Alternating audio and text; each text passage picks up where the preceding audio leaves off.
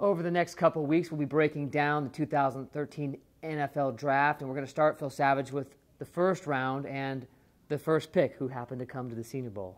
Yeah, Eric Fisher was our highest selection since 2003, becomes the #1 overall choice going to the Kansas City Chiefs, and there's no doubt that he came to Mobile as a mid-first round to late first round consideration, emerged here as a top 10, used his size, his athletic ability, and also his upside potential to become the top choice in this year's NFL Draft. Well, he certainly got a bump from coming to the Senior Bowl up the draft chart.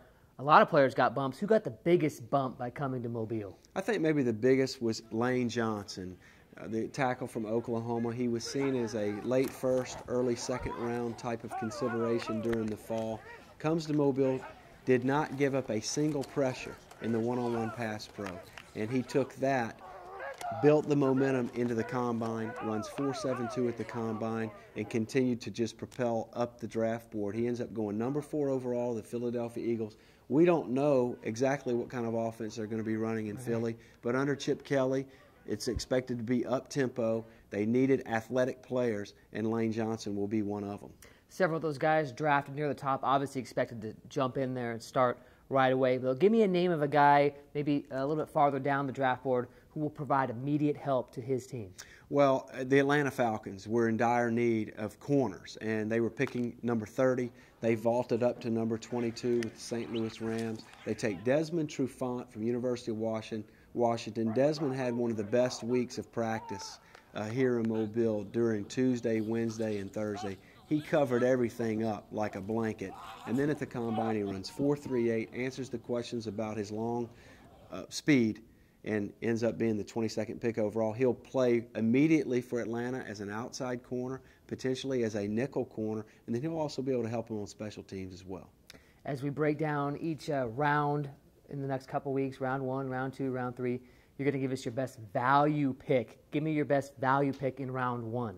Well, I thought the easy selection for the most valuable pick in the first round in terms of where they got him was the Denver Broncos at number 28. They get Sylvester Williams, who was one of our favorite players throughout this entire process. He's a prospect that is, as we termed him, solid as a rock. He just absolutely has completed every task, not only from his regular season at North Carolina, but here at the Senior Bowl, the Combine, the Pro Day workouts, the interviews. You ask him to do something, he'll get it done. I think for Denver, he'll play both against the run and against the pass. I expect him to have a long career there with the Broncos. And finally, give me your spotlight pick. You call it your spotlight, meaning what? Meaning that this is a pick or a choice that every team in the league will be interested to see how it turns out. And the Detroit Lions were the coaching staff here at the Senior Bowl. They got a chance to work behind the scenes in meetings and on the field in the practice with Ziggy Ansah, the defensive end from BYU. Very limited football background. There were questions regarding how quickly he'll be able to transfer that incredible natural ability he has to an NFL game. And the Detroit Lions opted to take him at number 5. He's an ideal candidate.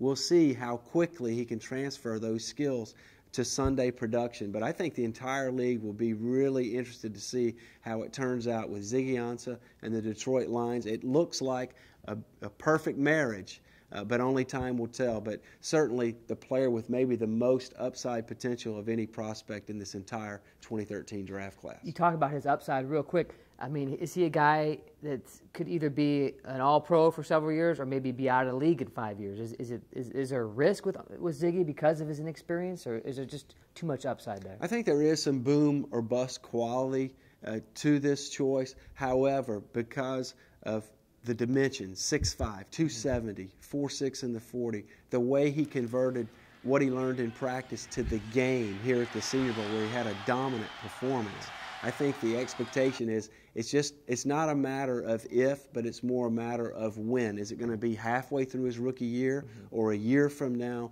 When will he emerge as an elite pass rusher in the NFL? Well, that is our wrap of round 1. Stay tuned to SeniorBowl.com. Round 2 coming up pretty soon.